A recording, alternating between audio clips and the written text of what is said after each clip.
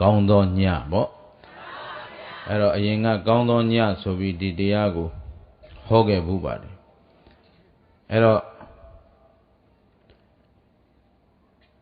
ဗတ္တိကရတ္တသုတ်မဟာကိစ္ဆာယနဗတ္တိကရတ္တသုတ်ကိုဒီနေ့ဟောနော်ဥပရိပါဏသပါဠိတော်မှာလာတဲ့သုတ်တော်တပုတ်ဖြစ်ပါတယ်ဣဇေဝကိစ္ဆမာတဗံကောဇင်ညောမရဏံသူဝေသူတော်ကောင်းတို့မှာမိမိကိုမိမိဘယ်ချိန်ဘယ်ရက်ဘယ်ကာလဘယ်နှစ်နာရီမှာသိမယ်ဆိုတာသိနိုင်သလားမသိနိုင်တဲ့အတွက်ဘဝတစ်ခုရဲ့အနှစ်သာရကိုရအောင်အချိန်မီထုတ်ဆောင်နိုင်ဖို့အရေးကြီးကြောင်းကိုဘုရားရှင်ကိုယ်တော်မြတ်ကြီးဟောထားတဲ့သုတ်ဖြစ်ပါတယ်ယံကိဉ္စီသမုဒိယဓမ္မံသဗ္ဗန္တံနိရောဓဓမ္မန္တိလောကမှာဖြစ်လာသမျှတရားအလုံးဟာဘာဖြစ်လဲဖြစ်ပြီးရင်ဖြစ်ပြီးမပြတ်တဲ့တရားသေချာနှလုံးသွင်းနော်ကိုယ်ခန္ဓာမှာရှိနေတဲ့ယုတ်တရားနံတရားလည်းဖြစ်ပြီးရင်မိမိပတ်ဝန်းကျင်မှာရှိနေတဲ့တရားအလုံးလည်းဖြစ်ပြီးရင်မဖြစ်ပြီးရင်မပြတ်တဲ့တရားမရှိဘူးတဲ့ဖြစ်တဲ့တရားမှန်သမျှယံကိဉ္စီသမုဒိယဓမ္မံသဗ္ဗန္တံနိရောဓဓမ္မန္တိဖြစ်လာတဲ့တရားမှန်သမျှမပြတ်တဲ့တရားရဲ့လို့မရှိဘူးဆိုတဲ့ဒီအမြင်မှန်တစ်ခုပေါ့ဒီတော့တော်ကောင်းတို့တသက်တာရှာဖွေထားကြတဲ့စည်းစိမ်ဥစ္စာတွေကိုမြဲသလားမမြဲပါဘူးဗျာရှာထားတဲ့စည်းစိမ်ဥစ္စာတွေဘလောက်ပဲပေါ်များဘလောက်ကျွယ်ဝသေတော့ခုနောက်မပါတပြားမှထဲမပေးပါဘူးနော်ဟိုတုန်းကမှမတ်စိတ်ကလေးပါဇက်ထဲရောက်သေးတယ်အခုမတ်စိတ်ကိုမရှိတော့ပါဇက်ထဲရောက်เสียမရှိတော့ဟုတ်တယ်နော်ကောင်းပြီစည်းစိမ်တွေပါမသွားတော့ကိုယ်ဆွေမျိုးညာတကာချစ်လာပါကြီးရဲ့ဆိုတဲ့သားလင်ခင်မောလိုက်လာသလားမလိုက်ပါဘူးဒီတော့ဥစ္စာဒနာကိုအနှစ်ရှာရင်ဒါနရပါသည်နော်ဥစ္စာဒနာအနှစ်ရှာတော့ဒီအသက်ခန္ဓာကိုအနှစ်ရှာတော့သီလရပါတယ်ဟုတ်ကလားဟောဒီခန္ဓာကိုအတ္တဘောကြီးအနှစ်ရှာတော့ဘာဝနာရပါတယ်ဘာဝနာဆိုတာအနိစ္စဒုက္ခအနတ္တဒီခန္ဓာရဲ့အနှစ်ကိုရှင်းကြည့်ရင်ခန္ဓာကြီးဟာမမြဲသောဆင်းရဲသောအစိုးမရသောတရားသက်ပါလားလို့ရှုမှတ်နိုင်ခြင်းသာပဲဒီခန္ဓာရဲ့အမြတ်တဲ့ဖီလိန်ခြေသပြုပြင်ကျွေးမွေးနေရတာတွေအမြတ်ထွက်သလားနေ့စဉ်ဘယ်လောက်ကောင်းတာတွေနဲ့ကြွေးတရက်ပြီးတရက်ပြူလာသလားအိုလာသလားဘယ်လောက်ပဲအဖို့တန်တာတွေနဲ့လိမ့်ချဲသကြိုက်သလိုပြုပြင်မှာနော်စပါခန်းတွေသွားပြီးတော့ရေချိုးတာတောင်မှအထူးစီစဉ်ပြီးချိုးပြိုလာမလားအိုလာမလားကြိုက်သလိုလို့နော်ခန္ဓာအနှစ်ရှာကြည့်ရင်မမြဲတဲ့သဘောဆင်းရဲတဲ့သဘောအစိုးမရတဲ့သဘောကိုဉာဏ်ထဲမှာသက်ဝင်နိုင်မှဒီခန္ဓာဟာမိမိတို့အတွက်အမြတ်ထွက်မှာကြိုက်သလိုကျွေးမွေးပြုစုကြိုက်သလိုစောင့်ရှောက်မြတ်เสียအကြောင်းမရှိဘူးကျွေးသမျှထမင်းကလည်းအိုဖို့နာဖို့သေဖို့ဝတ်စားချေလေပြုပြင်သမျှကလည်းအိုဖို့နာဖို့သေဖို့အနှစ်သာရရှိသလားရှိပါဘူးဒါကိုမသိတော့သတိမထားမိတော့မျိုးစုံချေလေရင်းနဲ့အချိန်တွေကုန်နေတော့ခန္ဓာအနှစ်သာရမရလိုက်ဘူးဒါကြောင့်ဒီနေ့ဦးဇင်းတို့တရားနာပိဋကပေါင်းသူတော်ကောင်းတို့ကိုအထူးသတိပေးခဲ့ခြင်းကဗုဒ္ဓရှင်တော်ဘုရားရဲ့သာသနာမှာဗုဒ္ဓသည်သူဤကိုယ်ပိုင်အယူအဆများကိုတီထွင်ကြံစပြီးတော့ဟောကြားပြသသွားတာလားတဘာဝအမှန်တွေကိုဖော်ထုတ်သွားတာလားအဲ့ဒါလို့ဖော်ထုတ်တဲ့နေရာမှာလဲသူတဦးတယောက်ကသူ့ကိုခိုင်းစေလို့တာဝန်ပေးလို့ လာရောက်ပြီးတော့ဖော်ထုတ်ပြသတာလားကိုယ်တိုင်သိမြင်သောတရားကိုဖော်ထုတ်တာလားဗုဒ္ဓသည်လူသားတွေကလူသားတစ်ယောက်ပြီးပြီးသူသိထားတဲ့တရားကိုအများသိအောင်ပြောတော့သူတော်ကောင်းတို့ကမသိနိုင်ဘူးလားအေဟိပတိကောအေဟိလာဘပတိကောရှုကြည်စမ်းမှာတန်ဋိဋ္ဌိကောမင်းတို့ကိုယ်တိုင်တွေ့နိုင်ပါတယ်ဟုတ်ကလားကဲရုပ်မြဲသလားကြိုက်တဲ့လူကြီးတကဘာလုံးကကြိုက်တဲ့လူကြီးကြိုက်တဲ့တတ္တဝါကြီးကြိုက်တဲ့နေရာကြီးဘယ်အရာမှမြဲတယ်လို့မမြင်နိုင်ဘူးလားမသိနိုင်ဘူးလားအဲ့ဒီမမြဲသောတရားတွေကချမ်းသာသလားဆင်းရဲသလားအနိတ္တရာထုတ်ကြည့်လိုက်ရင်စားကောင်းလဲခဏပဲအိတ်ကောင်းလဲတည်ငါပဲနေလို့ထိုင်လို့ကောင်းလဲတခဏပဲဒီတရားတွေအလုံးဟာစားကောင်းတာလည်းဖြစ်ပြီးရင်အိတ်ကောင်းတာလည်းဖြစ်ပြီးရင်နေထိုင်ကောင်းတာလည်းဖြစ်ပြီးရင်ဘယ်တရားမြဲတယ်လဲအဲ့တော့အနှစ်သာရကိုအပိုင်ထုတ်ယူနိုင်အောင်ကြိုးစားမှာကောင်းပြီမြတ်စွာဘုရားရှင်ကိုရောမြတ်ကြီးရာဇကြိုပြီတပောဓာယုံကျောင်းမှာတရင်သုံးပြီးနေတော့တဲ့အရှင်သမိတ်တိဆိုတဲ့ယဟန်လေးတစ်ပါးရှိတယ်ဘယ်သူလဲအရှင်သမိတ်တိနော်သူကနတ်အမတန်ချစ်တဲ့ပုဂ္ဂိုလ်ထင်ပါတယ်တပောဓာမြစ်ထဲမှာရေချိုးနေတယ်ရှင်သမိတ်တိမနဲ့အာယုံမတက်ခင်မောင်ရီပြိုးပြအချိန်မှာပေါ့ရေချိုးပြီးတော့သူရေချိုးပြီးတဲ့အချိန်ဒီအာယုံမတက်တဲ့အချိန်ကလေးဖြစ်နေတယ်အာယုံမတက်ခင်လေးပေါ့တိတ်မှောင်နေတဲ့အချိန်အဲ့တော့သူရေချိုးပြီးတော့တထဲသေးသောသင်္ကန်းဖြင့်ခန္ဓာကိုယ်ရေစစ်သွားအောင်အချောက်ခံနေတယ်ဆိုတော့အပေါ်ယုံသင်္ကန်းမယုံရသေးဘူးတင်းပိုင်ကလေးဝတ်ပြီးတော့ခန္ဓာကိုယ်အပေါ်ပိုင်းကိုရေစစ်သွားအောင်သင်္ကန်းကိုရေဆိုမှဆိုလို့ခဏအချောက်ခံတဲ့အချိန်အဲ့ဒီအချိန်မှာတဘောဓာမြစ်တစ်ခုလုံးလင်းထိန်သွားလောက်အောင်အယောင်ဝါရီတောက်ပတဲ့နတ်သားတစ်ပါးဆင်းလာဘယ်သူလဲနတ်သားတစ်ပါးဆင်းလာတယ်ဆိုတော့နတ်သားတစ်ပါးပေါ်လာပြီးတော့ရေချိုးစိတ်မှာခန္ဓာကိုယ်ရေစစ်ခံနေတဲ့ရှင်သမိတ်တိကိုအရှင်ဘုရားတဲ့အရှင်ဘုရားသည်မြတ်စွာဘုရားရှင်တို့ဟောကြားအပ်သောဗတ္တေကရတ္တသုတ်တော်ကိုအကျဉ်းအားဖြင့်၎င်းအကျယ်အားဖြင့်၎င်းဆောင်ထားပါရဲ့လားဘုရားလို့မေးတယ်ဟုတ်ပြီနော်ဘုရားရှင်ဟောကြားအပ်တဲ့ဗာတရားဗတ္တေကရတ္တသုတ်တရားကိုဆောင်ထားသလားတဲ့ဟုတ်ပြီနော်ဒီနေ့အဆောင်ကောင်းပေးမလို့ရန်ကုန်သူရန်ကုန်သားတွေအဆောင်ကောင်းပေးခဲ့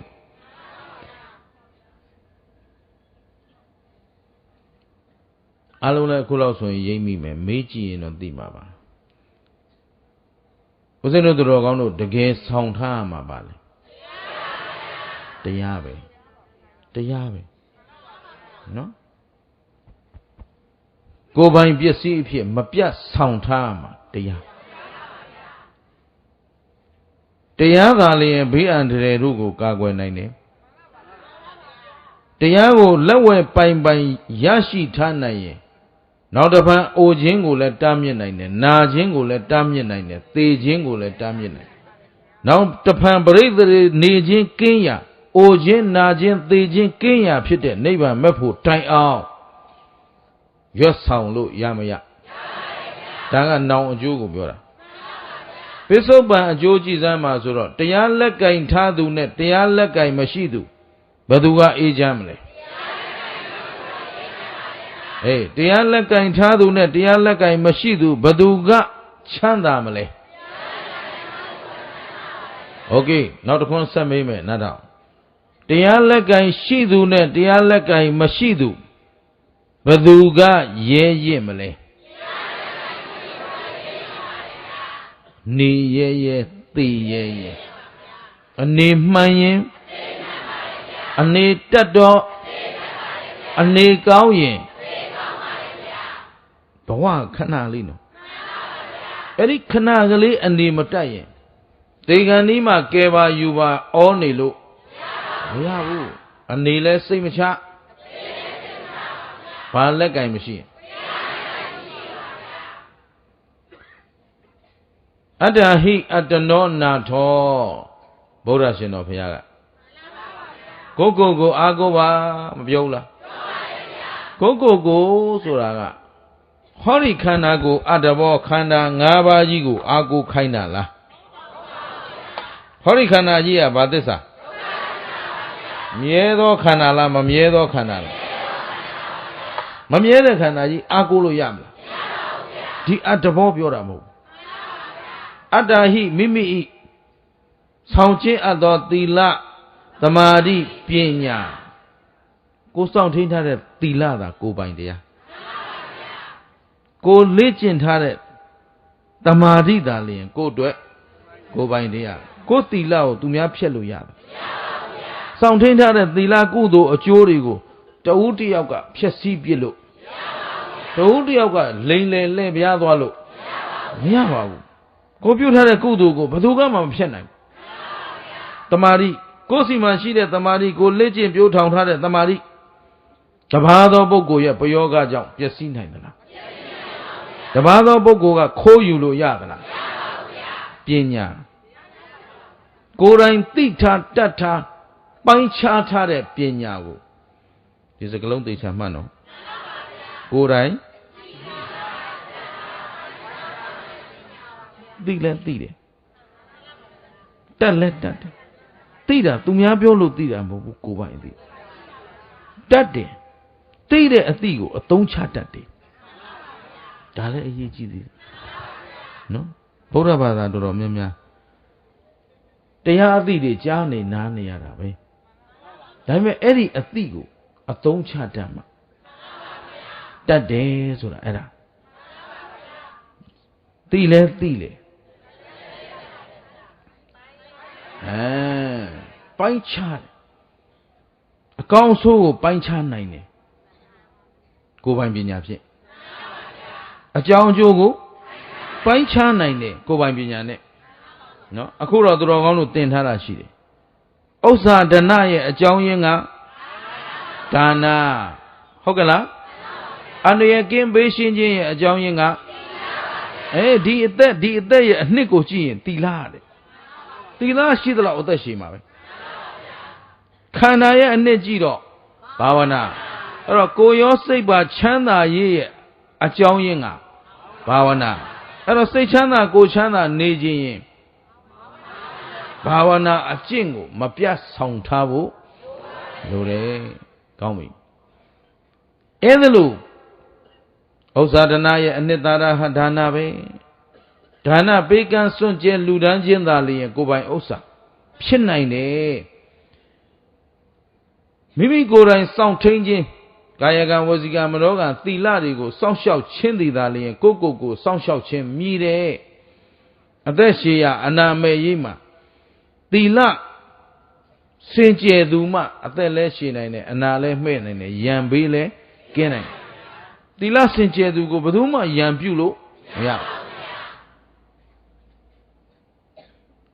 စိတ်ချမ်းသာရင်ကိုယ်ချမ်းသာခြင်းပြည့်စုံဖို့ဆိုတာငွေကြေးနဲ့လည်းမဆိုင်ဘူးကွာယာရုဂုံသိမ်းနဲ့လည်းမဆိုင်ဘူးကွာထင်ပေါ်ကျော်ကြားမှုနဲ့လည်းမဆိုင်ဘူးကွာဘာဝနာအတိသာလျင်အေးချမ်းကြောင်းအမှန်ပဲလို့ကိုယ်တိုင်ပိုင်းခြားနိုင်သူမှအဆောင်ကောင်းရလောကဓာတ်နေဘလို့ကြုံတုံလှုပ်ခြင်းဒီတော့ကောင်းပြီအဲ့ဒီတော့တပောတာမြစ်မှာရေချိုးနေတဲ့ရှင်သမိတ်တိကိုနတ်သားကလာလျှောက်တယ်ဘုရားဟောထားတဲ့ဗတ္တိကရတ္တသုတ်ကိုအရှင်ဘုရားဆောင်းထားသလားဆိုတော့ဆောင်းထားဖို့နေသာငါကြားတောင်မကြားဘူးတဲ့ရှင်သမိတ်တိကဒါဖြင့်မင်းရောဆောင်းထားသလားမင်းဆောင်းထားရင်ငါပြောစမ်းနတ်သားကိုပြန်ပြောနတ်သားငါလည်းမဆောင်းထားဘူးဟုတ်ပြီထပ်မေးတယ်အရှင်ဘုရားဒါဖြင့်ရင်ဗတ္တိကရတ္တသုတ်ဆိုင်ရာဂါထာတွေကိုကောဆောင်းထားသလားအကြားတော်မကြားဘူးပါဘူးဆိုဘယ်လိုလုပ်ဆောင်းမလို့ဟုတ်လားဒါဖြင့်မင်းကောကြားဘူးသလားဆိုတော့ तू လည်းမကြားဘူးဒါ လေးပြောပြီးတော့နတ်သားပြောက်သွားတကယ်တော့နတ်တွေကတရားလာတောင်းတာပေါ့ဗျာနော်ရှင်သမိတ်ကြီးအတိုးထောင်လှုပ်လိုက်ရင်ဒါဖျားစီရောက်မှာပဲဖျားစီရောက်ရင်ဖျားဒီတရားဟောမှာပဲအဲ့တော့ဒီတရားနာခြင်းလို့သူတို့အကြောင်းလာရှာအဲ့တော့နတ်ဆိုတော့လေအထင်မကြီးနဲ့အောင်နော်ဖျားနာကတ်နိုင်တဲ့နတ်ရှိတယ်မကတ်နိုင်တဲ့နတ်ရှိတယ်ခုလိုညာချမ်းချိန်မှာဘုရားရှင်ကိုယ်တော်မြတ်ကြီးတရားဟောပြီဆိုရင်သူဘုံသူကံအလိုက်နတ်တွေနေရာယူရတယ်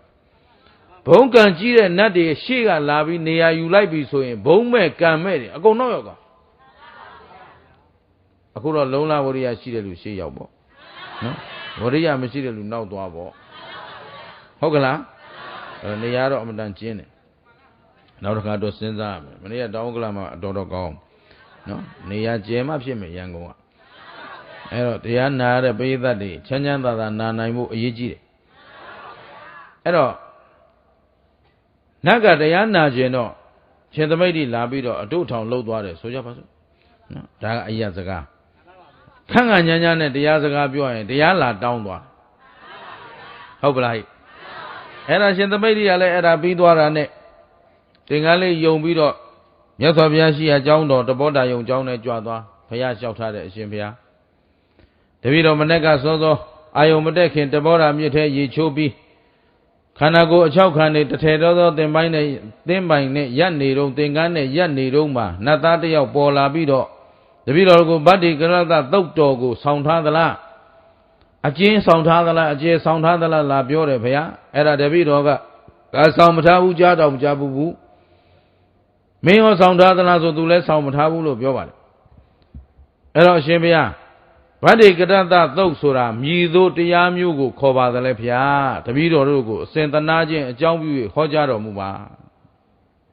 ဟုတ်ပလားအဲ့ဒါတရားတောင်းတော့ဘုရားရှင်ကိုယ်တော်မြတ်ကြီးအေး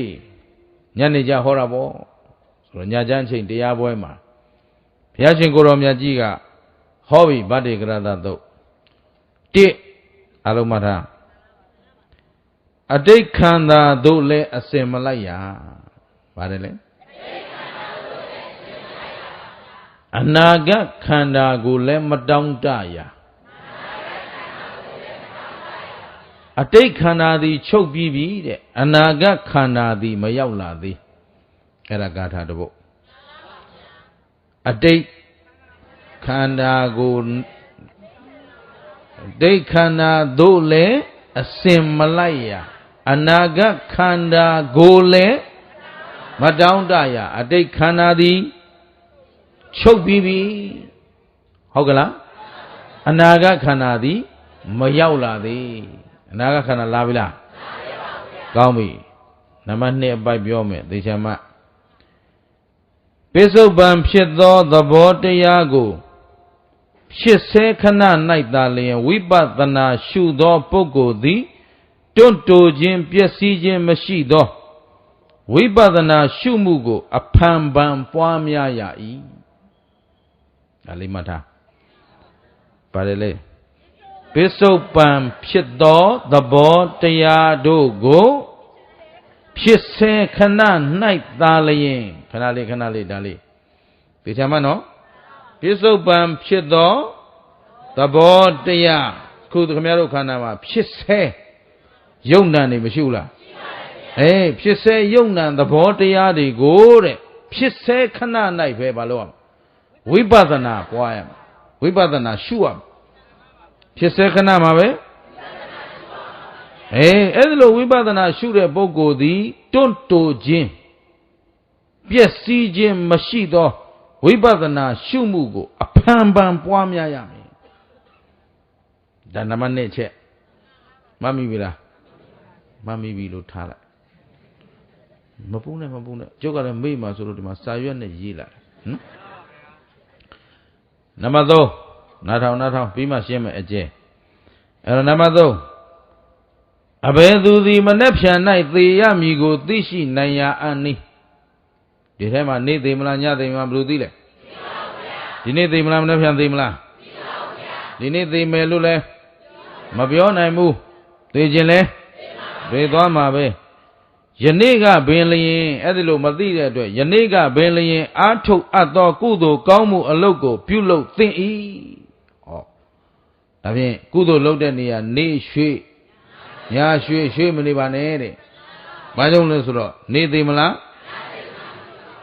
အဘယ်သူသည်မနှက်ဖြန်သေမီကိုသိနိုင်အပ်နီးတဲ့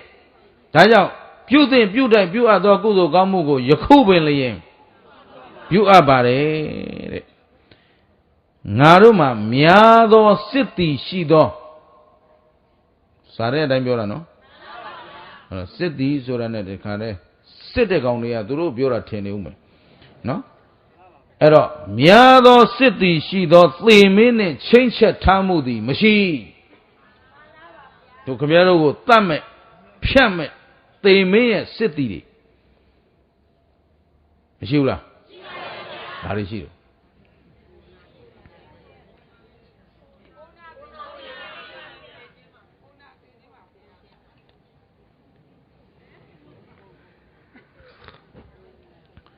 မာရောတိဗန္ဒေဝုစတိဂိတဝတနုခောဗန္ဒေမာရောတိ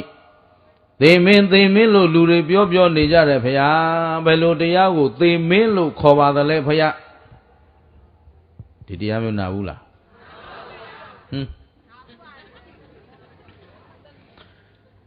အဲ့ဒါမာရတုတ်ရာဒဝက်နော်ယာဒယဟန်ပေါ့ရာဒဆိုတော့သာသံပေတံပြောနေရထားကြီးစီးပြီးရန်ကုန်သွားတာဖြစ်နေမယ်အဲ့တော့ယထာစီးပြီးရန်ကုန်သွားတာပဲလို့အောင်နော်အဲ့တော့ကိုယ်စကားနဲ့ကိုပေါ့ဗျာအဲ့တော့နောက်ကလည်းစကကတ်တွေကများလွန်းလို့ရူပခန္ဓာပြောပါများနောက်ကလူတွေနားလည်အောင်ယူဘက်ခန္ဓာပြောတော့ကိုတော်ပြောတာရူမဖြစ်ဘူးယူဖြစ်နေတယ်အရေးကြီးကယူရူအရေးကြီးကယုံမှန်းသိဖို့လိုတယ်ဟုတ်ပြီနော်ကိုတော့တတ်ပါတယ်ရူပခန္ဓာပြောဖြစ်တာပေါ့လူမကြားတဲ့ထဲနားမရင်တဲ့ပုဂ္ဂိုလ်ကိုရူပခန္ဓာသွားပြောနေဘယ်လိုလုပ်မလဲနော်ရန်ကုန်ကိုရထားကြီးနဲ့သွားတာရထားလက်မကြပြောက်တာနဲ့နော်ရထားဘောကရထားရဲကကုန်ဒုက္ခရောက်ကုန်ထားလိုက်ကြနော်အဲ့တော့မာရောတိဗန္မလုပ်ရဲအောင်ဖြစ်မာရောတိဗန္ဒေဝုဇတိဂိတဝတနုခောဗန္ဒေမာရောတိမာရောလို့လူတွေပြောနေကြတယ်ရှင်ဖယားအဲ့ဒီမာရဆိုတဲ့သေမင်းဟာဘာကိုခေါ်သလဲယာရကမေးတယ်ဖြေဟာနော်အဲ့တော့မှဘုရားရှင်ကိုရောမြတ်ကြီးကရူပေခောတတိရာဒမာရောဝါအသခောစင်စစ်မင်းတန်တမှာရူပေဆိုတဲ့ယုတ်တရားကြီးသည်တတိရှိသည်ဖြစ်သောမာရောအဲ့ဒါသေမင်းပဲကွာအဲ့ဒီယုတ်ကြီးဟာသေမင်းမှာဝေဒနာခောတတိမာရောဝါအတ္တအဲ့ဒီဝေဒနာကြီးဟာလည်းသေမင်းကွာပြောရင်တော့မှန်လားပါဗျာမပြီးနဲ့တခုမှမှတ်မထားဘူးကျေးဇူးရှင်တို့ရဲ့ good night ပါဗျာအဲ့ဒါခင်ဗျားတို့နော်ဒီလိုတရားတွေမနာရမှလည်းစိုးပါတယ်ဒါကြောင့်အတတ်နိုင်ဆုံးအခုရန်ကုန်မှာဟောတဲ့ပွဲအားလုံးဟာအလုပ်ပေးတရားဆန်တဲ့တရားတွေကိုပဲဟောပေးနေခြင်းဖြစ်ပါတယ်ဒါလုံးဝမေ့သွားလို့မဖြစ်ပါဘူးအဲ့ဒီရုပ်ရှိရင်ရုပ်မှာရှိတဲ့ပထဝီကလည်းတတ်မယ်တေဇောကလည်းတတ်မယ်အာဘောကလည်းတတ်မယ်ဝါယောကလည်းတတ်မယ်အာကာသကလည်းတတ်မယ်ဝိညာဏဓာတ်ကလည်းတတ်မယ်သူတော်ကောင်းတို့မှာလောဘစိတ်ရှိမရှိအဲ့ဒီလောဘစိတ်ကလည်းတတ်မယ်ဒေါသစိတ်ကရောမျက်စိမရှိဘူးလားအဲ့ဒီမျက်စိကလည်းတတ်မယ်ငုတ်တုတ်သေးသွားတာတွေရှိတယ်နော်သီဟိုမှာခင်ဗျားတို့မှတ်လို့လွယ်အောင်ပြောဦးမယ်သီဟိုမှာသာသနာထွန်းကားနေတဲ့အချိန်ဘိက္ခုနီမတယောက်ပြိုရွယ်တဲ့ဘိက္ခုနီမပေါ့လေပြိုရွယ်တဲ့ဘိက္ခုနီမတယောက်ကအဲ့ဒါဆွမ်းခံကအပြန်ဆွမ်းစားမလို့တောင်ပေါ်တက်သွားတောင်ထိပ်ရောက်တော့အမတန်လှတဲ့မင်းသားရုပ်ကလေးထုထားတာကိုတွေ့တော့တပိတ်ကြီးပိုက်ရဲ့နဲ့အဲ့ဒီမင်းသားရုပ်ကြည့်ရင်ငုတ်တုတ်သေးသွားအဲ့ဒါမျက်လုံးကတတ်တာနားရောနှာခေါင်းရောနားကလည်းမကြားကျင်တာမကြားသင့်တာမကြားနိုင်တဲ့စကားတွေကြားလိုက်ရတော့ချက်ချင်းပဲသွေးတိုးသေးသွားတာတွေမရှိဘူးလား ဘယ်သူဘယ်မှာဘာဖြစ်လို့လဲအဲ့ဒါတွေအားလုံးပါတယ်လေသေမင်းနေခင်ဗျားတို့ခန္ဓာမှာရှိသမျှတရားအားလုံးဟာသေမင်းရဲ့စစ်တီတွေပါတဲ့ခင်ဗျားတို့ကိုတတ်မလို့နောက်ကချောင်းနေတာခန္ဓာ၅ပါးကလည်းသေမင်းပဲအာယရဏ12ပါးကလည်းဓာတ်18ပါးကလည်းစိတ်တစ်ခုရုပ်90ကလည်းဟုတ်ပါပြီစေတသိက်52ပါးကလည်းအဲ့တော့ရှိသမျှအားလုံးဟာသိပလားမပြောရင်သိပြီရှင်းသလားငါတို့မှာများမြောင်လှစွာသောမန်မင်းတို့ဤစစ်တီတို့ဖြင့်ချိန်ချက်ထားခြင်းသည်မရှိပထဝီဓာတ်ရဲ့နေပါအောင်ကလို့ကောင်းနေတော့ဟမ်တေဇောဓာတ်ရဲ့နေပါအောင်ကဆိုလို့ကောင်းနေတော့ပေါ့လေဟမ်တားလို့ရသလားကလကာကြီးရဲ့နေပါအောင်သာရမှာသေမင်းကြီးရဲ့နေပါအောင်တော့မရဘူးရှင်းသလားလက်ဖြံမသေပြရစေတပတ်ခါမသေပြရစေသားတွေအမွေပေးပြီးမှသေပြရစေအိမ်လေးရောက်ပြီးတော့လူပြီးမှသေပြရစေရမလားစိန်နဂတ်ကမတည့်သေးလို့ပါရမလားရှင်းတယ်နော်ရှင်းပါပြီဗျာဘုရားပြောတာသဘောပေါက်လားဘယ်သူနဲ့ချင်းလို့ချက်လို့ရလားရုပ်တရားလေးလည်းမတတ်ပါနဲ့အောင်နံတရားလေးရဲ့မတတ်ပါနဲ့အောင်ပြောလို့မရပါဘူးတဲ့အချိန်တန်သူခေါ်ရလဲရမှာရှင်းရလားရှင်းပါပြီဗျာကောင်းပြီအဲ့ဒါနံပါတ်3ပြီးသွားပြီနံပါတ်4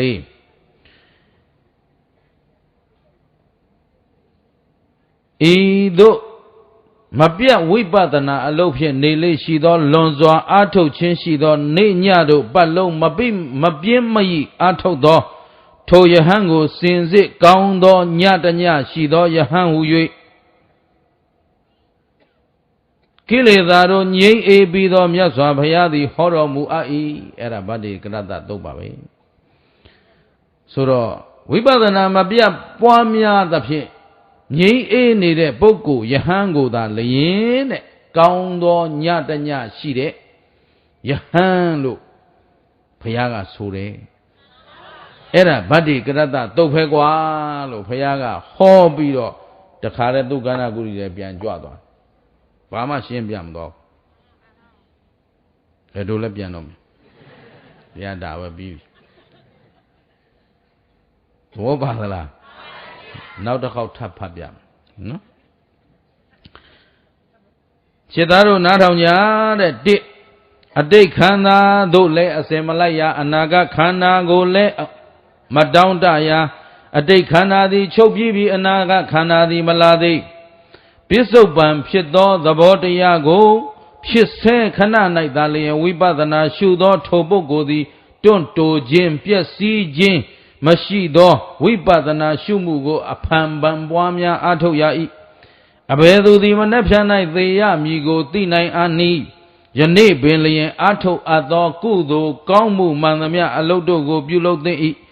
ငါတို့မှာများစွာသောစစ်သည်ရှိပေထသောမန်မင်း၏သေမင်းနှင့်ချိန်ချက်ထားခြင်းသည်မရှိဤသို့နေလေရှိသောလွန်စွာအားထုတ်ခြင်းရှိသောဝိပဿနာတရားတို့ကိုနေ့ညမပြတ်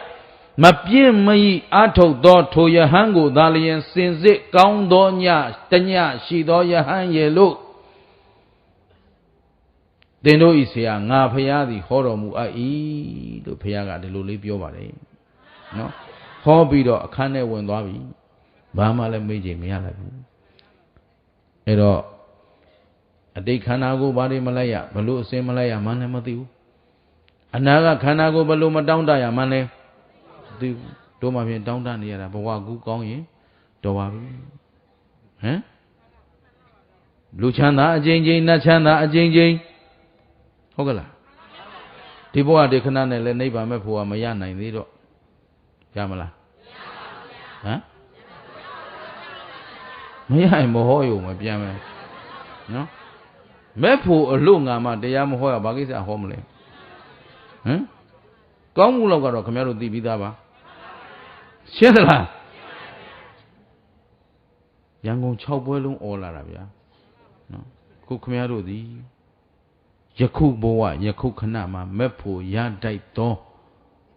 ဘုံရှင်ကံရှင်ပါရမီရှင်တွေဟုတ်မဟုတ်ဟုတ်ပါဗျာဟောဒီလိုလည်းဟုတ်သွားပြန်ရော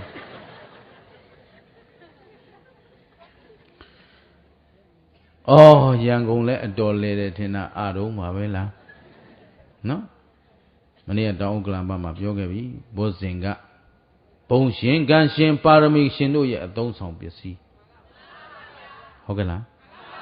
အဆောင်ပစ္စည်းတွေကိုယ်တော်ကောင်းတို့သည်ဘုံရှင်ဆိုတာပုံညရှင်ပုံညဆိုတာကောင်းမှုရှင်တွေလို့ပြောတာ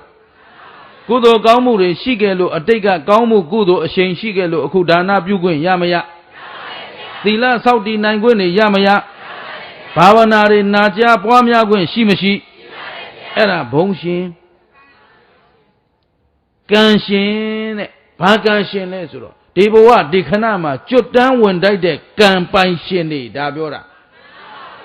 ပုံညရှင်ကောင်းမှုရှင်ကံရှင်ကျွတ်ထိုက်လွတ်ထိုက်တဲ့ကံကြမ္မာပိုင်ရှင်တွေပါရမီရှင်ဘုံရှင်ပါရမီရှင်ဆိုတာအခုခမည်းတော်မှာ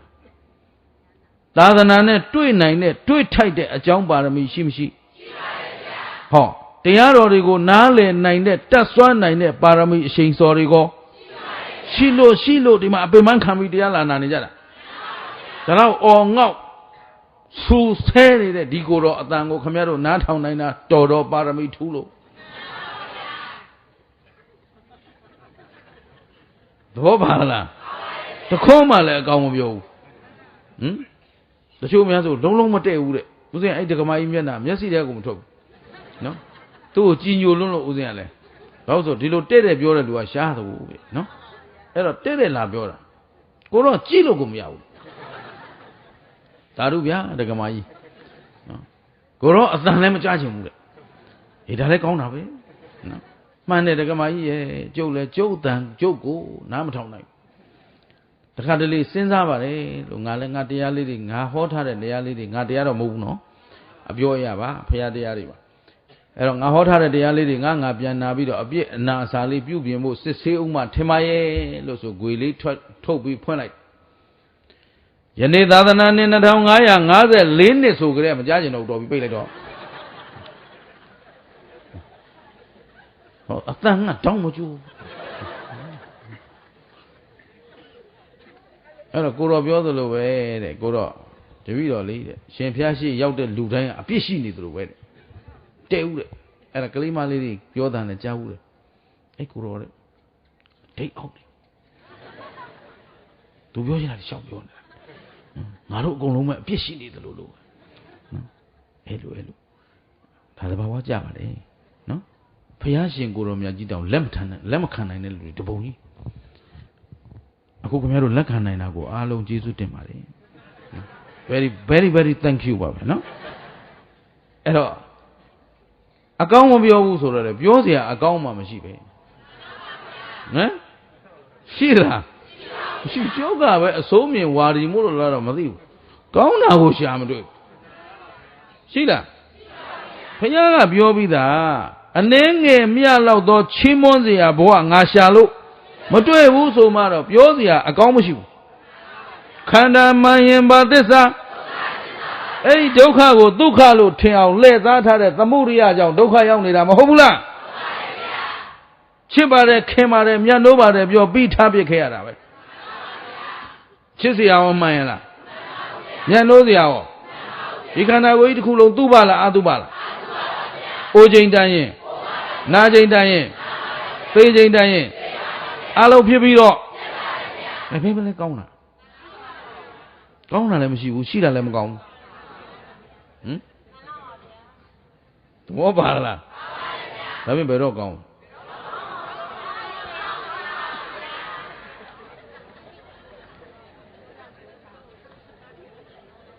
Good night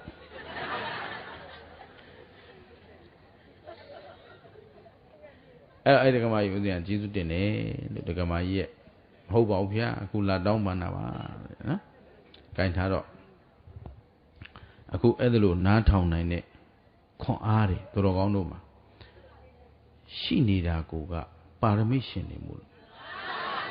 သစ္စာစကားကိုနားထောင်နိုင်ဖို့ကိုမလွယ်ဘူးကဲကောင်းပြီအတိတ်ခန္ဓာကိုလည်းအစင်မလိုက်ရအနာဂတ်ခန္ဓာကိုလည်းမတောင်းတရ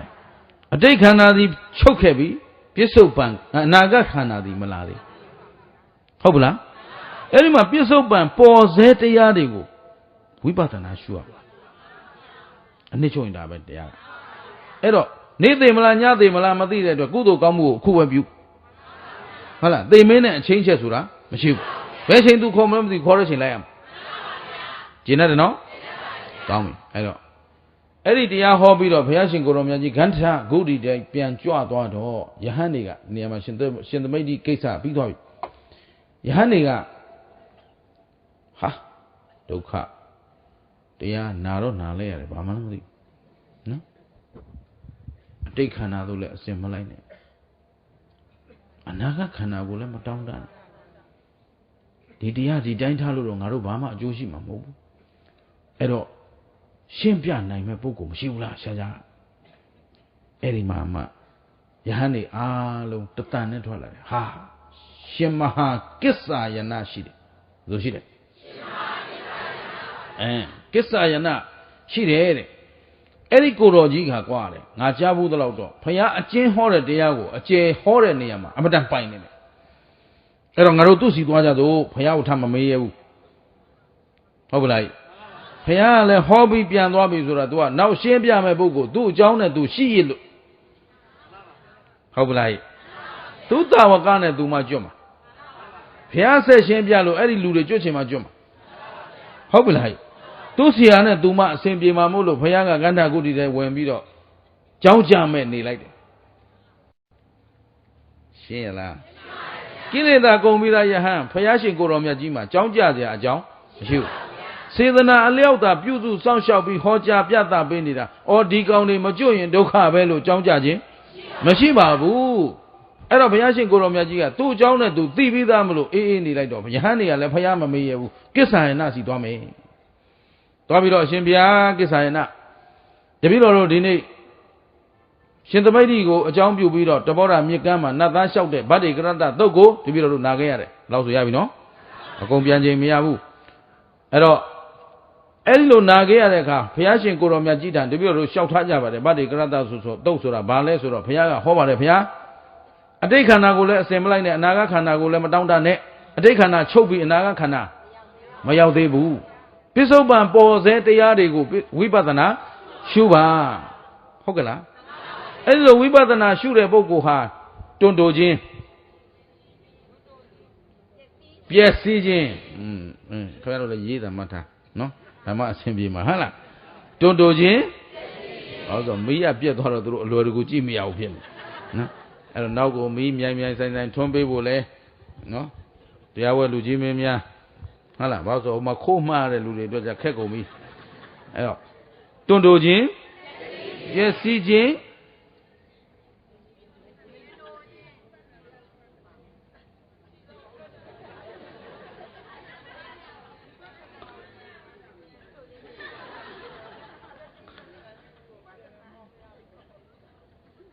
တွတ်တိုခြင်းပျက်စီးခြင်းမရှိတဲ့ဝိပဿနာကိုကြိမ်ဖန်များစွာပွားများနေရမယ်မပြောဘူးလားအေးပြောတယ်ဒါအဆင်ပြေတယ်မပြောဘူးလားပြောတယ်နော်ဆရာနဲ့တကအဆင်ပြေဆုံးကအဲ့ဒါပဲ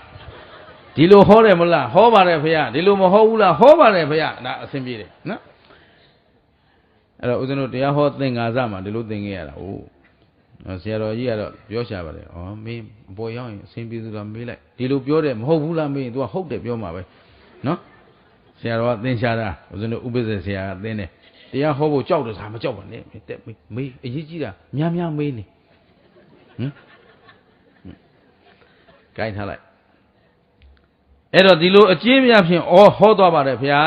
သိမင်းနဲ့အချင်းချက်ဆိုတာလည်းမရှိတဲ့အတွက်နေသိမလားညသိမလားမသိပါဘူးမသိတဲ့အတွက်ကောင်းမှုကိုအခုပဲပြုသင့်ပါတယ်ဟုတ်ကဲ့လားသိမင်းရဲ့စစ်တီများမြောင်လာဆိုတော့သိမင်းရဲ့စစ်တီတို့နဲ့အချင်းချက်ဆိုတာမရှိပါဘူးအဲ့ဒါလို့မပြတ်ပွားများအားထုတ်နေတဲ့ပုဂ္ဂိုလ်ယဟန်ကိုသာလျင်ဗါလဲ ကောင်းသောညတညပိုင်ရှင်ကောင်းသောညဆိုတာအခုတရားပြီးရင်ဒါတနေ့ကုန်ပြီနော်အဲ့ဒီညအိပ်ဆက်တော့မယ်ညကိုဖြတ်သန်းတော့မယ်အချိန်မှာတနေ့လုံးဝိပဿနာဉာဏ်နဲ့မနေခဲ့ပဲနဲ့လောဘဇောဒေါသဇောမောဟဇောနဲ့အိတ်တန်းဝင်ကြမယ်ဆိုရင်ကောင်းသောညဖြစ်နိုင်သလားအဲ့တော့အဲ့ဒါကောင်းသောညဆိုတာတနေ့ကုန်ဘာဝနာအသိနဲ့ဖြောင့်မတ်မှန်ကန်စွာနေလာမှညကြစစ်ကြည့်ငါဒီနေ့အမှားတွေပါလုပ်ခဲ့လေအော်မရှိဘူးငါကုသိုလ်တွေပါလေလုပ်ခဲ့လေဝိပဿနာတွေလုပ်ခဲ့တယ်မေတ္တာတွေပွားခဲ့တယ်ကရုဏာတွေပွားခဲ့တယ်ဆိုတော့ကောင်းတဲ့ညဖြစ်သွားတယ်မင်္ဂလာညချမ်းမှာမင်္ဂလာရှိစွာအိပ်ဆက်အနားယူလိုက်ရှင်းသလားအဲ့ဒီလိုကြတော့ရဲအိတ်တော့သေမှာကြောက်เสียမလို့အိမ်ရင်းနဲ့သေသွားဆိုတနေ့ကုန်ကုသိုလ်လုပ်ထားတဲ့အတွက်ပူเสียမလို့အဲ့ဒီလိုမှမဟုတ်ဘဲနဲ့လောဘဇောဒေါသဇောမောဟဇောတိုက်ပြီးတော့တနေ့ကုန်အတင်းတိုင်ပြောဈေးရပြန်လာချွေးတလုံးလုံးနဲ့ရေချိုးအိမ်မှာတွတ်ပလို့အိမ်မဲ့ဆိုရင်သတိထားအဲ့ဒီချိန်လေဖြတ်သွားရင်သေသွားမယ်သိကြတယ်သဘောပါသလား good night ဆိုတာအဲ့ဒါပါပဲကောင်းသောညတညဆိုတာညမှာ good night ဖြစ်တာမဟုတ်ဘူးတနေ့ကုန်ကောင်းထားမှညsorry ပဲဆက်စီရလို့ရေနော်အစင်မပြေဘူးအဲ့တော့တနေ့ကုန်ဒီလိုလေးအစင်ပြေပါတယ်နော်တနေ့ကုန်ကောင်းထားမှအဲ့ဒီညဟာ good night ကောင်းသောညဖြစ်ပါတယ်အဲ့တော့ညရောက်မှကောင်းအောင်မလားတစ်ချိန်လုံးအဆောင်ကောင်းရှိရမှာလားအေးဟုတ်ပြီအဲ့ဒီမှာကိစ္ဆာယနာစီသွားပြီအရှင်ဘုရားအဲ့တော့တပည့်တော်တို့ကိုစင်တနာချင်းအကြောင်းပြုအကျေဟောတော်မူပါဆိုတော့ရှင်မကိစ္ဆာယနာမင်းတို့ကွာတဲ့မပြုတ်သင့်မပြုတ်အပ်မကြံသင့်မကြံအပ်မသိလျော်တာပြုတ်ကြတယ်ကွာတဲ့အမတန်အနှစ်သာရပြည့်ဝတဲ့ပင်စီကြီးကိုကြည့်ပြီးတော့မှဂိုင်းပြားဂိုင်းသားမှာအနှစ်ရှာနေတဲ့လူနဲ့တူတယ်ကွာပင်စီကြီးနဲ့တူတဲ့ဘုရားရှင်ကိုတော်မြတ်ကြီးရှိပါရဲ့သားနဲ့ငါနာလာပြီးအကျယ်ချဲ့ဖို့လာဟောခိုင်းတာမင်းတို့ဂိုင်းပြားလာအနှစ်ရှာနေတယ်လို့ပါပဲကွာအရင်ဆုံးသူကညင်းလိုက်တယ်အဲ့တော့မှဘေးကယဟန်နဲ့မှန်ပါဗျာတဲ့ဘုရားရှင်အားဘုရားရှင်သည်ဤတရားအကျဉ်းကိုဟော၍ကန္ထာဂုတိတိုက်တော်တယ်တို့ဝင်ရောက်စံမြန်းသွားတဲ့အတွက်တပည့်တော်တို့မှမေးရန်မဝွန့်ဖြစ်ရပါတယ်ဗျာဘုရားတပည့်တော်များမှလည်းဒီတရားကိုနေညမချသိလို့ပါတယ်အခုတုတ်တော်ထဲမှာလည်းပါပြီးပါပြီမနေ့ပြန်သေးမလားဘယ်သူမှမသိနိုင်ပါဘူးတဲ့အမတန်မှများမြောင်လာတဲ့စစ်တီပိုင်ရှင်သေမင်းနဲ့လည်းတပည့်တော်တို့မှအချိန်ချက်ဒါတော့စာရင်းပေါ့ဒါသူမင်္ဂလာနည်းနည်းကော့ညွန့်ပြောရနော်စာရဲတော့အဲ့လိုမလျှောက်ပါဘူးသို့တော့အစင်ပြေအောင်ပေါ့ဗျာနော်တုတ်တော်ဆိုတာလဲတချို့ဟာလေးတွေကြတော့ခြံပစ်ခဲ့ရတာတွေရှိမှာဟုတ်ဗျနော်တဆင့်ပြန်ပြောတာတွေဧဝမေတုတံဧကံသမယံဆိုပြီးအရှင်အနန္ဒာပြောသမျှမှတ်ထားခဲ့ရတာကိုအဲ့တော့ဖြစ်စဉ်အကုန်ဘယ်ပြီးတော့ပါနိုင်မှာမလို့အဲ့တော့တို့ကဝတ္ထုလို့ပြန်ရေးတော့အစင်ကောင်းအောင်ပြန်ပြောတော့ဒီလိုလေးပြောရမှာပေါ့တပည့်တော်တို့မှလည်းနေ့သိမလားညသိမလားမသိတော့သိမင်းရအချင်းချက်လည်းမရှိတော့တပည့်တော်များကြားဘူးထားတာယုံကြည်ထားတာမှတ်သားထားတာကအရှင်ဘုရားသည်အရှင်မဟာကိစ္ဆာယနာသည်ဗုဒ္ဓရှင်တော်ဟောကြားအပ်သောအကျဉ်တရားတော်တို့ကိုအကျဉ်ချဲ့၍အများနားလည်အောင်ဟောကြားတဲ့နေရာမှာအမှန်တန်ထူးချွန်ကြောင်းပြောင်မြောက်ကြောင်းနားလည်အောင်ဟောနိုင်စွမ်းရှိကြောင်းတပည့်တော်များသိထားပါသဖြင့်တပည့်တော်တို့ကိုတနာသဖြင့်ဟောပြတော်မူပါဘုရားရှောရတယ်အဲ့ဒီတော့မှရှင်မကိစ္ဆာယနာကဲတာဖြင့်လေမင်းတို့ကအဖျားလားအနစ်ရှာတော့လဲငါသိသလောက်ပြောမကွာဗါတယ်အလုံးစုံသိတာတော့ဘုရားပဲရှိတယ်ဘုရားနောက်ကသာဝကတွေကတော့သိသလောက်ပဲပြောနိုင်မှာပေါ့အခုလဲအားလုံးရန်ကုန်သူရန်ကုန်သားအားလုံးနဲ့ကဘာသူကဘာသားအားလုံးတရားနာကြတဲ့ပရိသတ်များကားလုံးချစ်ခင်သူကောမုန်းတင်းသူကောအားလုံးဥဒ္ဓမင်္ဂလာသည်သိသလောက်သာပြောခြင်းဖြစ်ပါသည်ဟုတ်ကလားအဲ့ဒီထဲမှာအမာယွင်ချွတ်ချော်ဒိတ်ဆောင်ပါခဲ့ရင်လည်းအားလုံးပြုပြင်ပေးကြပါနော်အကောင်းအမှန်ကိုလည်းရွေးချယ်ပြီးတော့ယူကြပါမကြိုက်ရင်အကုန်ပယ်လိုက်ပါဟုတ်ပြီလားဘာမှပြဿနာမရှိပါဘူးသူမင်္ဂလာလောက်တာအမှန်ရဲ့လို့သူမင်္ဂလာဘယ်တော့ခါမှမပြောပါဘူးနော်နားလေထားတဲ့အတိုင်းပြန်ပြောခြင်းကျင်တတ်ကြလားကျင်ကောင်းပြီဖះဟောမမှာဘူးမှားရင်သူမင်္ဂလာသာမှားလိုက်ရှင်းရလားဟိ့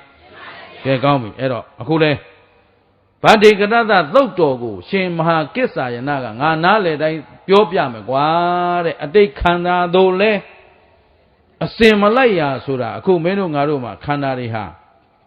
မျက်စိနဲ့အစင်းနဲ့တိုက်ပါစိတ်ပေါ်အဲ့ဒါမြင်ခန္ဓာနားနဲ့အသံနဲ့တိုက်ပါစိတ်ပေါ်အဲ့ဒါကကြားခန္ဓာ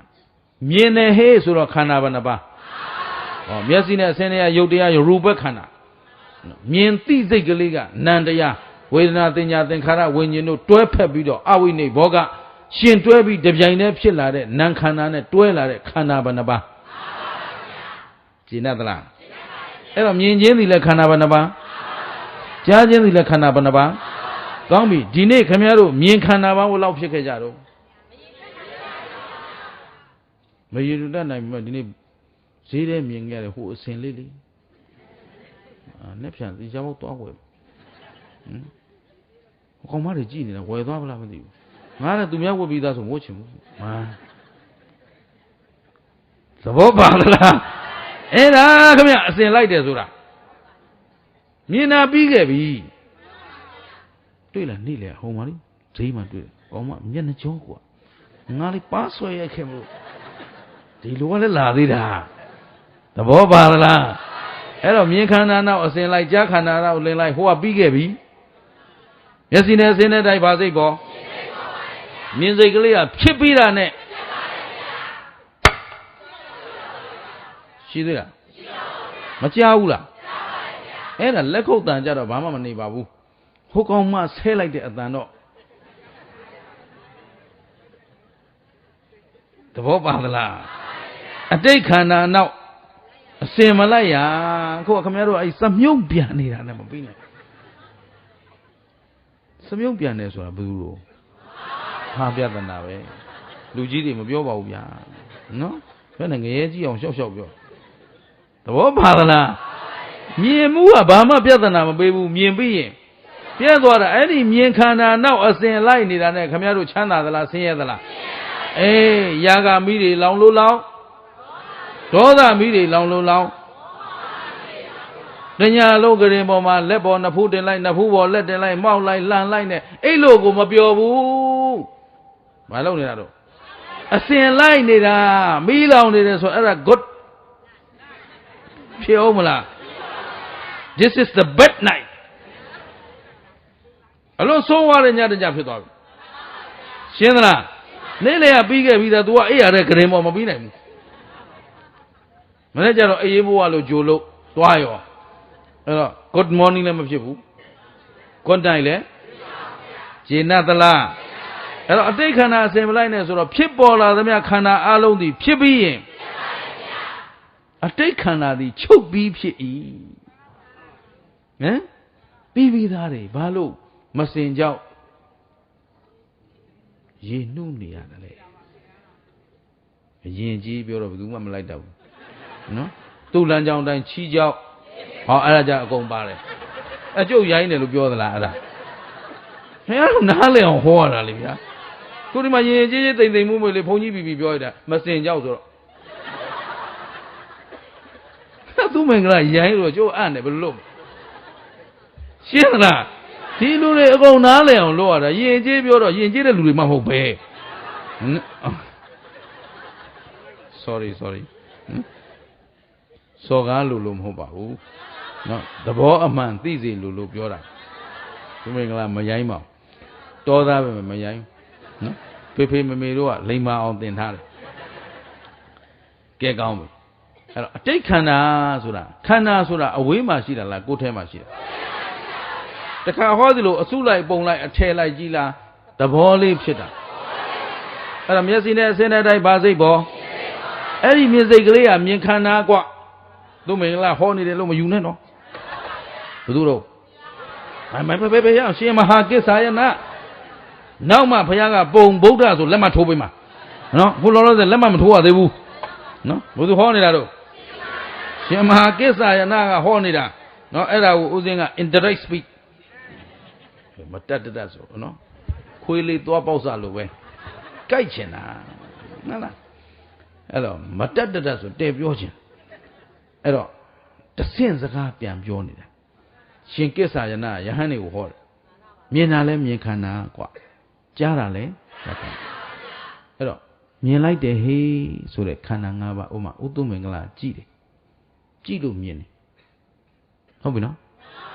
အဲ့ဒါမြင်တာဘာတူလဲမျက်စိကမြင်ဘာကိုမြင်တာလဲဘာစိတ်ပေါ့ဒါပေမဲ့အဲ့ဒီမြင်စိတ်ဒီခန္ဓာဘယ်နှပါလဲဩဒါမြင်သမုဒိနေရပြောလိုက်တော့ဥတုမင်္ဂလာခန္ဓာ၅ပါးကမြင်တယ်တခြားမနော်ဘယ်လိုခန္ဓာ၅ပါးဥတုမင်္ဂလာမျက်လုံးကမြင်တာဟုတ်ဗျအဲ့တော့ဥတုမင်္ဂလာရဲ့ခန္ဓာ၅ပါးမြင်တယ်ဆိုတော့ဒီနေရာမှာမြင်နေတဲ့ဥတုမင်္ဂလာခန္ဓာ၅ပါးအဲ့ဒီမြင်စိတ်ကလေးဖြစ်ပြီးတော့ပြည့်သွားဆိုခန္ဓာ၅ပါးတွေကဘယ်အပပြတ်တာအောင်မေတော့ဟုတ်ဘုံရှင်ဟုတ်တကယ်တော့ခမည်းတော်ကကျုပ်ထက်တတ်တယ်တကယ်နော်ဘာလို့ဆိုဥတုမင်္ဂလာကကိုကြက်ထားတဲ့မူကြိုကိုသိထားတဲ့မူကြိုတရားနဲ့လဲ့ဟောနေတာကျန်တာနာခြင်းမရဘူးခုခမည်းတော်ကဗမာမောက္ခကျုပ်တွေရောပရောဖက်ဆာတွေရောနော်တရားဟောအထူးချွန်အကျော်မော်အားလုံးကိုနာထားတာခမည်းတော်ကိုကျုပ်ကကြောက်တယ်မူကြိုဆရာနဲ့ဒီတက္ကသိုလ်ဆရာကြီးတွေရဲ့တပည့်နဲ့ဆိုတော့ဘယ်လို့မှအဆင်မပြေနိုင်ဘူးသူတို့အကုန်သိတယ်နော်ခန္ဓာ၅ပါးသည်တစ်ခုချင်းဖဲ့ပြက်လို့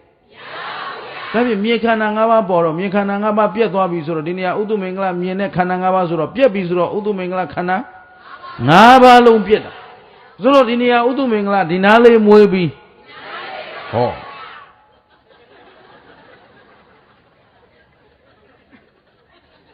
သူများကြရင်အတော်ပြောတာနားမှာမွေးရင်နားမှာသေးတယ်မျက်လုံးမှာမွေးတော့နှာခေါင်းမှာမွေးတော့ဒီနားမွေးပြီးကောင်းကျေးဇူးရှင်မိုးကုတ်ဆရာတော်ဘုရားကြီးကသေနာပေါ်တာနဲ့သေတာပဲရှိတယ်ကွဘာလဲသေတာပဲရှိတယ်တဲ့အဲ့တော့မျက်စိနဲ့ဆင်းတဲ့အတိုင်းဘာစိတ်ပေါ်မြင်စိတ်ဟဲ့ဆိုခန္ဓာဘယ်နှပါဟာလာပြီအဲ့ဒါဘာဖြစ်တော့သေနာပေါ်တာမပြတ်နိုင်ဘူးဘယ်နဲ့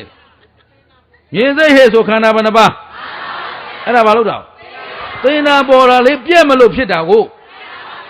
ရှင်းသလားအဲ့တော့သေနာပေါ်ပြီးတဲ့နောက်ဖြစ်ဟာပေါ်ဘာဖြစ်တော့သေပြီသေနာပေါ်တာရဲ့ပြောသေနာပေါ်တာရဲ့အဲ့ဒီမှာနောက်ကနေလောဘဒေါသမောဟဝင်ပေါင်းလိုက်ရင်အဲ့ဒီလောဘစိတ်ကလေးဖြစ်ပြီးပြက်သွားတဲ့နောက်တနွယ်ငင်တစင်ပါအစဉ်လိုက်လာရင်လောဘဒေါသမောဟသေခြင်းကောင်းဖြစ်မလားသေခြင်းဆိုးဖြစ်အဲ့ဒါသေခြင်းဆိုးခေါ်တာပဲခက်သေခြင်းဆိုးသူမပြောနဲ့ကိုရင်ဆိုးနေပြီရှင်းသလားသေခြင်းဆိုးဆိုတော့လောဘနဲ့သေသွားတယ်မြင်စိတ်နဲ့လောဘနဲ့ပေါင်းရှင်းတယ်နော်သောမနတသဟကတဒိဋ္ဌိကတသမယုတ်တာမဲဒိဋ္ဌိကလည်းရောလိုက်သေးတယ်ငါကိုယ်တိုင်မြင်ခဲ့တာသိလာတာအေးပြောချင်သိချင်းစိုးဝဲတာရှင်းလားကောင်းမမျက်စိတော့ငုံကြည့်ကြည့်ဘာဖြစ်သိချင်းစိုးသိနာပေါ်တာချင်းတော့အတူတူပဲနော်ရှင်းသလားတကယ်ရှိတာသေနာပေါ်တာရဲ့အဲ့ဒါသေခြင်းစိုးလုံနေတဲ့လူကဘယ်သူအရင်သေခြင်းစိုးလို့ရှင်းသလားနောက်တစ်မျိုးသေခြင်းစိုးရှိသေးတယ်နောက်တချို့တရားထိုင်နေတဲ့ပုဂ္ဂိုလ်တွေတရားထိုင်ရင်သေခြင်းစိုးတာမြင်မှုလားမြင်မှုကြည့်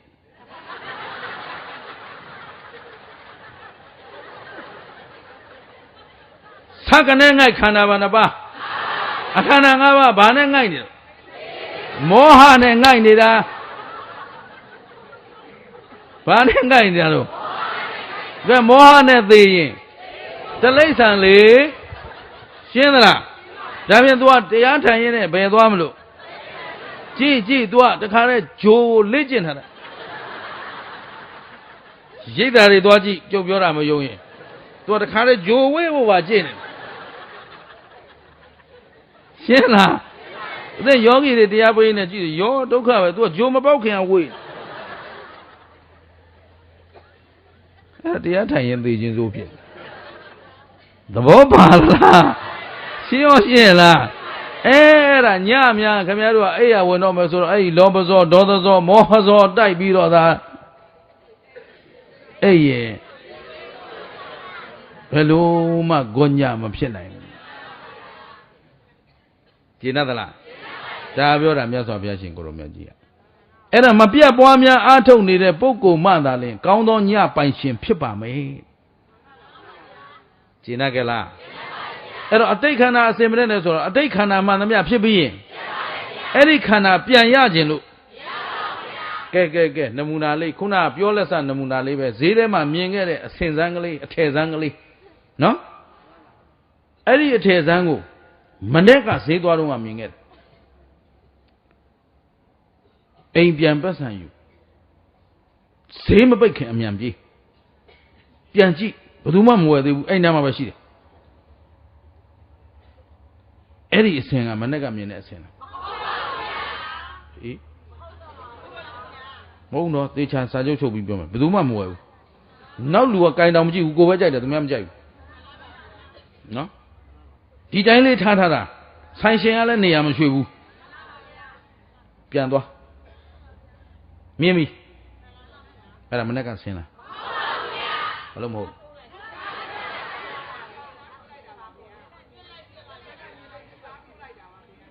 ကြည့်တဲ့မျက်စိရောမနေ့ကမျက်စိလားအိုးနေပြီတရက်စာအိုသွားပြီဟမ်မနေ့ကပေးထားတဲ့ကံမျက်လုံးမဟုတ်တော့ဘူးအဲ့တော့မျက်လုံးကမှမဟုတ်မှတော့ဟိုဆင်းဟုတ်လည်းမဟုတ်နိုင်တော့ဘူးကျင်းရသလားအဲ့တော့ပထမတစ်ချိန်မြင်တဲ့အဆင်းနဲ့ဒုတိယချိန်မြင်တဲ့အဆင်းတူသေးလား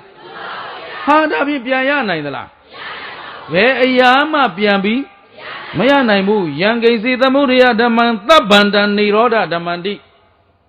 ဖြစ်သမျှတရားအလုံးဟာပြတ်သွားတယ်ဘယ်တော့မှအစားပြန်မရဘူးရှင်းလားအဲ့ဒါအစဉ်လိုက်နေတော့သိချင်းစိုးဆိုလိုက်မဆိုလိုက်မရနိုင်တာရခြင်းနေတာမตายရအတ္တ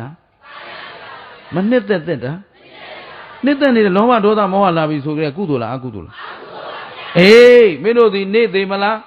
ညသိမလားမသိဘူးမနေ့ဖြန်သိမလားဘယ်သူမှမပြောနိုင်တဲ့အတွက်အခုပြုတ်အပ်တဲ့ကုသိုလ်ကိုအခုပဲပြုတ်ပါတဲ့မပြတ်ပွားများလိုက်စမ်းပါအတိတ်ခန္ဓာသည်ချုပ်ခဲ့ပြီရှင်းလားအဲ့ဒီခန္ဓာတွေကတစိုးတစပြန်ကောက်လို့ဖြစ်လိုက်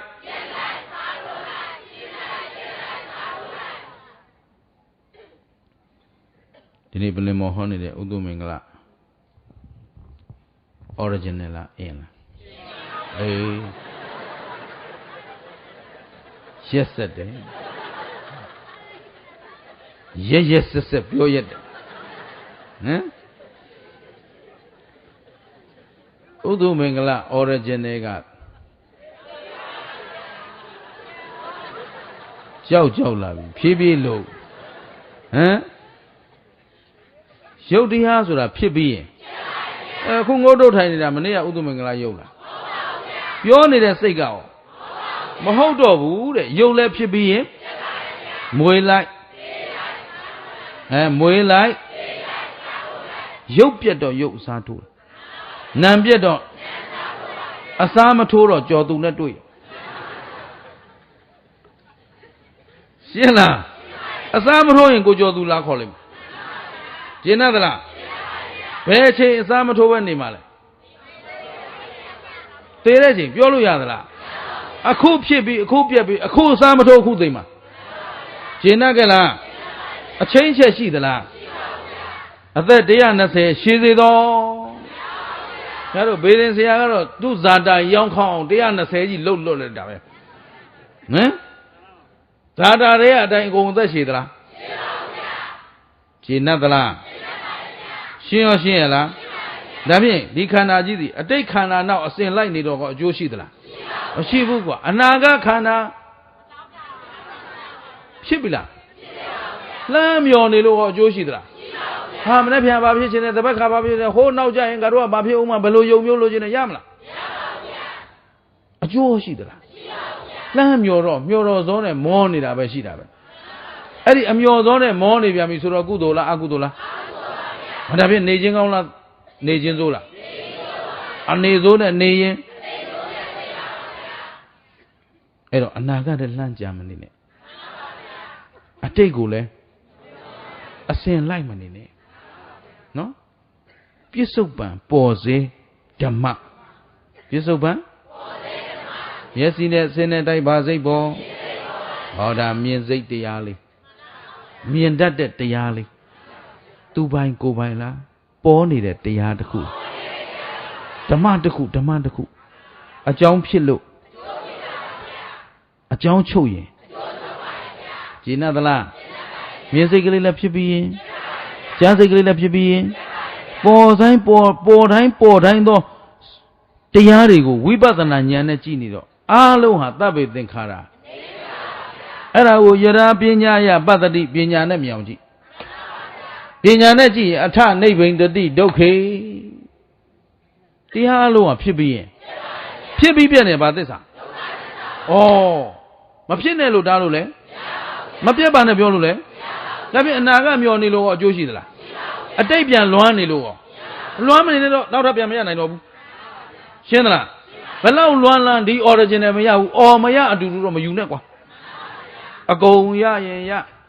မရရင်ဘာမှမလိုချင်ဘူးသဘောပါလားဘာမှမရနိုင်တော့တဲ့ဟာဘာမှမလိုချင်ဘူးကွာ original ရရင်ယူမဟိရအောင်မလားဖြစ်ကျင်သလားဒါအမြဲတမ်းနှလုံးသွင်းနေလိုက်မယ်ဆိုရင်သူ့အတွက်ပူပင်ကြောင်းကြစရာမရှိတော့ဘူးတဲ့အတိတ်လည်းပြန်တန်းတမနေနဲ့အနာကလည်းလှမ်းကြံမနေနဲ့ပစ္စုပန်တဲ့ကြည့်တော့လေဘယ်စိတ်ပေါ်ဖြစ်ပြီးရင်မြင်စိတ်ကလေးပေါ်ဆိုကြည့်လိုက်တော့မရှိဘယ်ဟာကိုသွားတန်းတမလဲ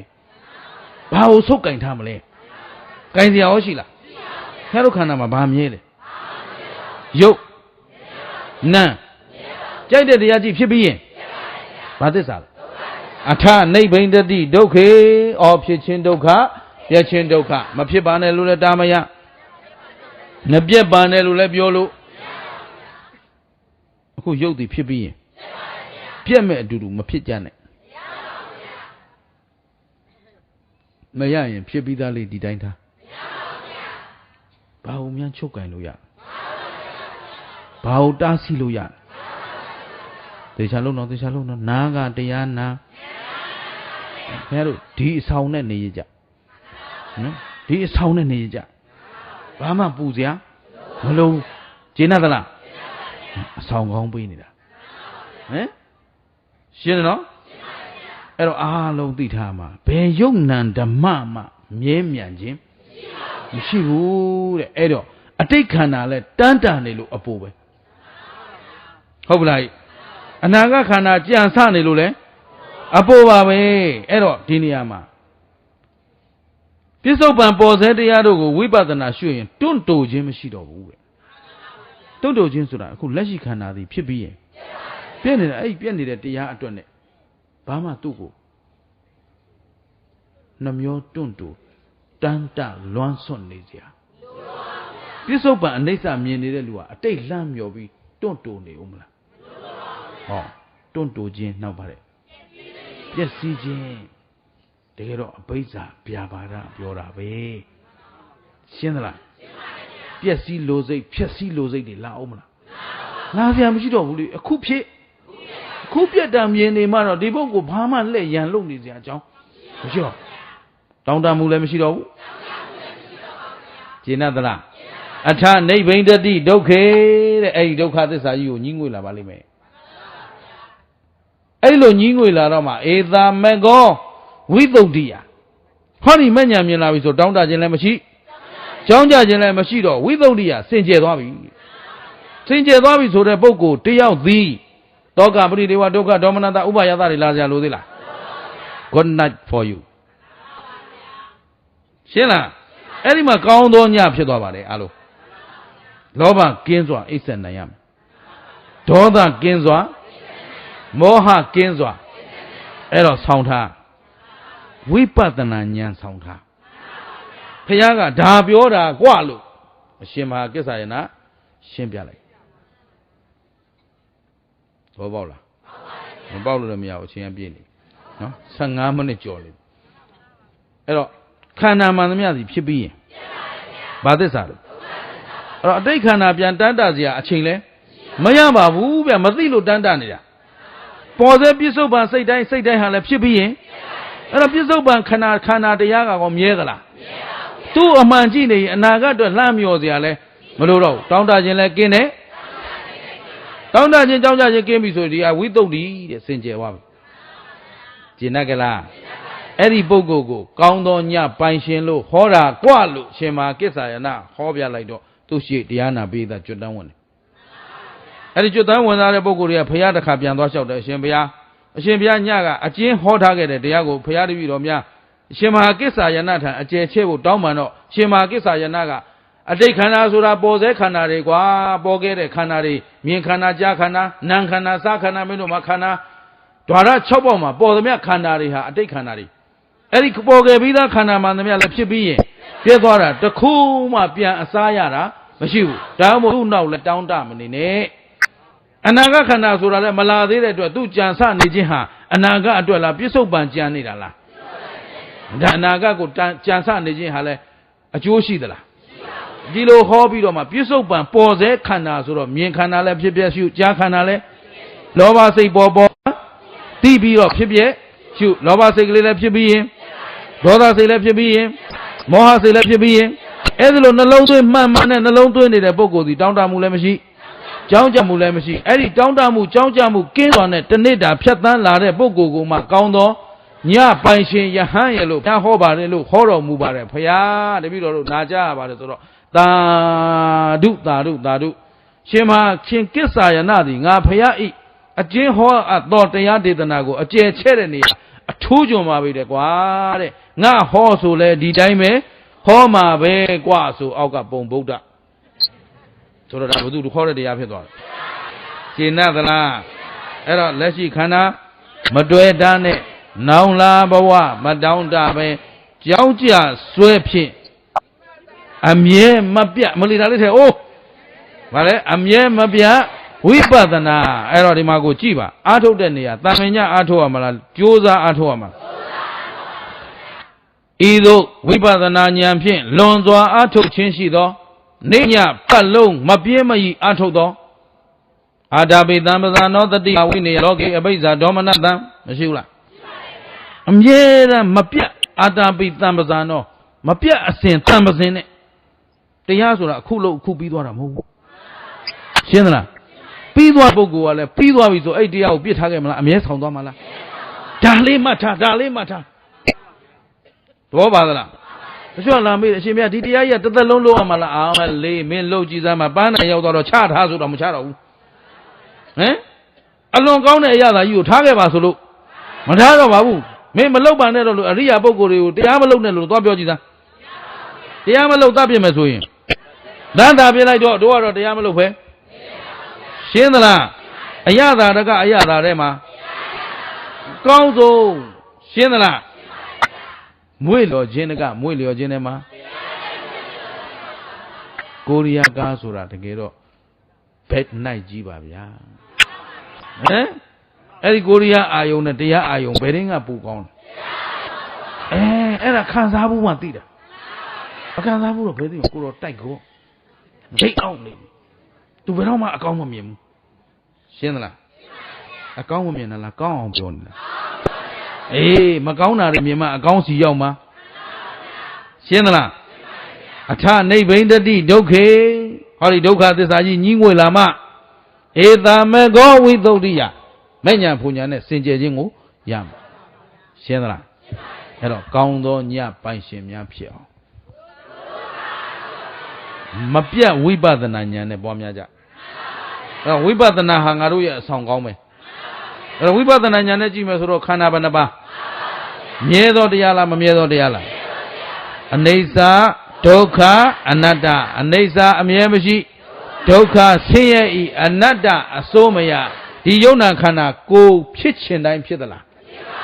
ဖြစ်ချင်သလိုရောလုပ်လို့ရသလားအလုံးကဖြစ်ပြီးရင်ကဲဖြစ်ပြက်ဘာသစ္စာသိတဲ့ဉာဏ်ကမေဃသစ္စာသာလာရင်လောဘဒေါသမောဟမာနတရားတွေလာအောင်မလားအိတ်တမစ္စရိယအစေးတွေကတ်အောင်မလားဒါဖြင့်ဒီမှာပူလောင်ခြင်းနှိမ့်ဆက်ခြင်းတွေလာပါအောင်မလားမလာရင်သေတာကသမုဒိယသစ္စာသေသောပုဂ္ဂိုလ်သည်နောက်တစ်ဖန်ဆင်းရဲဒုက္ခရเสียအကြောင်းအဲ့တော့မှမင်္ဂလာရှိသောပုဂ္ဂိုလ်များဖြစ်ပါမယ်အဲ့တော့မင်္ဂလာရှိသောညချမ်းကိုဖြတ်တန်းရအောင်ဖြစ်ပြပါသစ္စာသိတဲ့ဉာဏ်ကသေတာကနောက်ခန္ဓာမလာတာကသစ္စာဘယ်နှချက်ကဲကဲဆိုသစ္စာ၄ချက်တစ်ပြိုင်တည်းကြိုက်မှသာလျင်တန်တရာဝတ်တွင်းမှာလွတ်ကင်းနိုင်မှာဖြစ်တဲ့အတွက်မမေ့မလျော့မပေါ့စားသောတတိမလျှော့သောဇွဲလုံးလာလက်ကင်ထားပြီးတော့ဒီဘဝဒီခန္ဓာမစွန့်ကြခင်ကလေးမှာကောင်းသောညပိုင်ရှင်များဖြစ်အောင်ကြိုးစားကြစို့လို့တိုက်တွန်းရင်းနဲ့ဒီညဒီမြနဲ့နားကြစို့